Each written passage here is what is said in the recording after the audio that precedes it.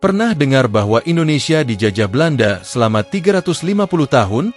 Ternyata, sejarah tidak sesederhana itu. Penasaran dengan fakta sebenarnya? Yuk, kita bongkar mitos ini bersama.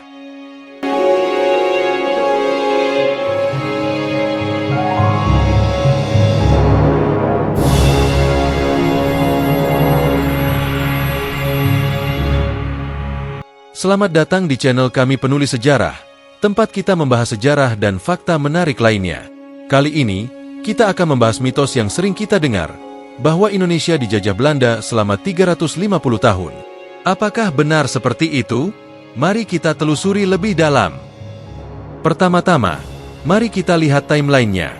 Belanda pertama kali datang ke Indonesia pada tahun 1596 dengan kedatangan Cornelis de Houtman di Banten. Namun, apakah kita bisa mengatakan bahwa penjajahan berlangsung sejak saat itu hingga Indonesia merdeka pada tahun 1945? Tentu saja tidak. Pada tahun 1596, ekspedisi yang dipimpin oleh Cornelis de Houtman tiba di Banten, salah satu pusat perdagangan rempah-rempah yang sangat penting pada masa itu. Namun, pada saat itu, kedatangan Belanda lebih bertujuan untuk mencari keuntungan melalui perdagangan, bukan untuk menjajah. Mereka berusaha membangun hubungan dagang dengan kerajaan-kerajaan lokal. Setelah kedatangan ini, Belanda mendirikan VOC, Verenigde Oostische Compagnie, pada tahun 1602, sebuah perusahaan dagang yang diberi hak monopoli untuk berdagang di Asia oleh pemerintah Belanda. VOC mulai membangun pos-pos perdagangan dan benteng-benteng di beberapa wilayah strategis di Kepulauan Nusantara. Namun, mereka masih harus bernegosiasi dan berkonflik dengan kerajaan-kerajaan lokal yang kuat, seperti Mataram, Banten, dan Makassar. VOC lebih berfokus pada keuntungan ekonomi daripada kontrol politik langsung. Mereka seringkali harus bekerja sama atau berkonflik dengan kerajaan-kerajaan lokal yang masih memiliki otonomi besar di wilayah mereka masing-masing. Ini berarti bahwa pada abad ke-17 dan ke-18, banyak wilayah di Indonesia belum sepenuhnya berada di bawah kendali Belanda. Baru setelah VOC bangkrut pada tahun 1799, wilayah-wilayah yang dikuasai oleh VOC diambil alih oleh pemerintah Belanda dan menjadi bagian dari Hindia Belanda. Namun, ini pun tidak serta-merta berarti seluruh Nusantara berada di bawah kekuasaan Belanda. Proses penguasaan penuh berlangsung secara bertahap dan seringkali diwarnai oleh perlawanan dari penduduk lokal. Selama periode ini, kita juga tidak boleh melupakan banyaknya perlawanan yang terjadi dari berbagai daerah di Indonesia. Ini menunjukkan bahwa tidak semua wilayah berada di bawah kontrol Belanda secara terus-menerus. Mari kita lihat beberapa contoh penting dari perlawanan ini.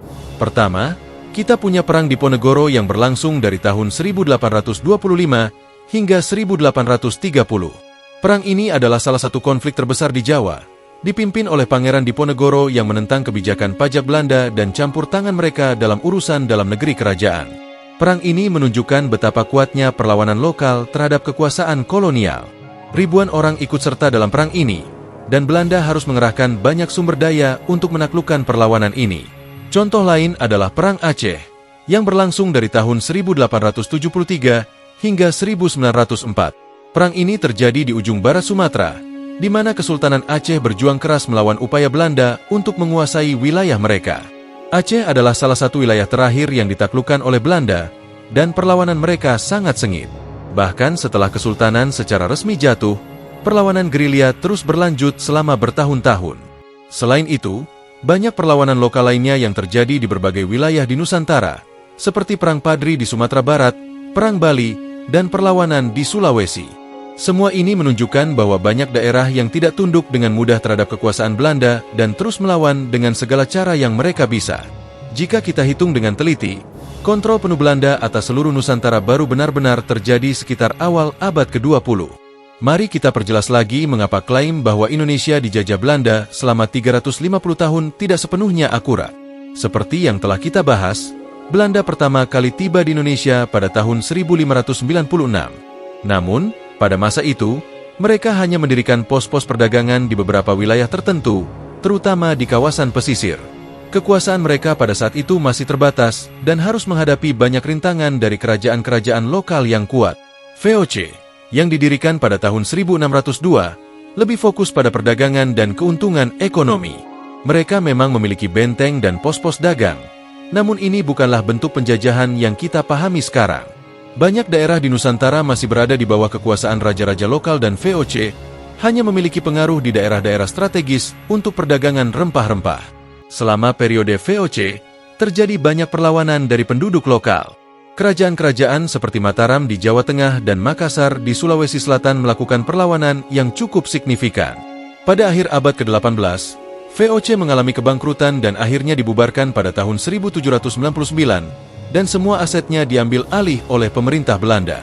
Dengan diambil alihnya aset VOC, pemerintah kolonial Belanda mulai menjalankan administrasi secara langsung. Namun, proses penguasaan ini tidak serta-merta meliputi seluruh wilayah Nusantara. Banyak daerah masih memiliki otonomi lokal dan terjadi banyak perlawanan seperti Perang Diponegoro 1825-1830 dan Perang Aceh 1873-1904.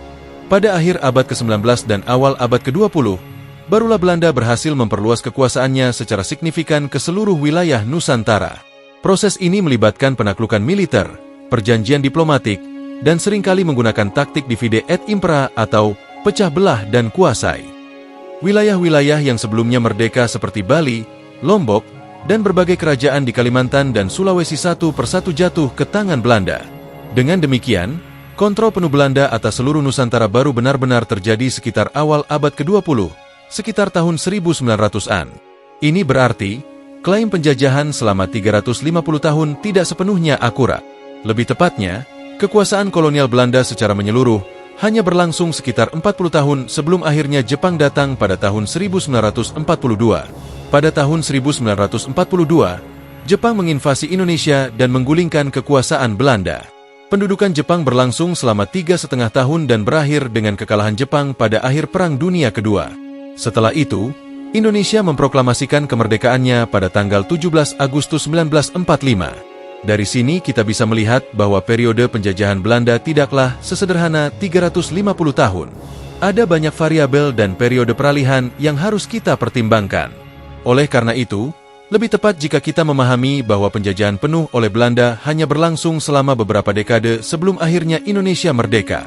Memahami kompleksitas sejarah penjajahan ini penting agar kita dapat menghargai perjuangan para pahlawan dan nenek moyang kita. Mereka tidak hanya melawan penjajah dengan senjata, tetapi juga melalui diplomasi, strategi, dan tekad yang kuat untuk mempertahankan kedaulatan mereka. Dengan memahami sejarah ini, kita bisa lebih menghargai perjuangan para pahlawan dan nenek moyang kita yang berjuang untuk kemerdekaan. Setiap daerah di Indonesia memiliki kisah perlawanan dan keberanian yang unik. Jadi, bagaimana menurut kalian? Apakah kalian setuju bahwa klaim penjajahan selama 350 tahun perlu direvisi? Atau mungkin ada sudut pandang lain yang perlu kita pertimbangkan? Berikan pendapat kalian di kolom komentar ya. Jangan lupa untuk like video ini kalau kalian suka. Dan subscribe untuk konten-konten menarik lainnya tentang sejarah dan fakta dari seluruh dunia. Sampai jumpa di video berikutnya, dan tetaplah penasaran.